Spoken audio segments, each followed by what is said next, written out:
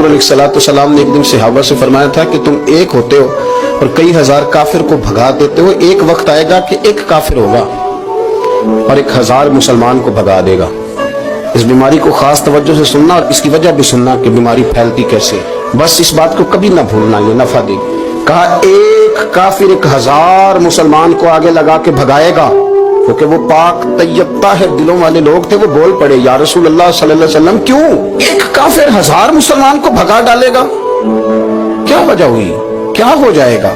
2 جملے میرے نبی کریم نے، اور بات ختم کر دی 2 جملے۔ فرمایا تمہیں وہن ہو جائے گا، وہم نہیں وہن، واو ہا نون، تمہیں وہن ہو جائے گا۔ یا رسول اللہ یہ کس بیماری کا نام ہے؟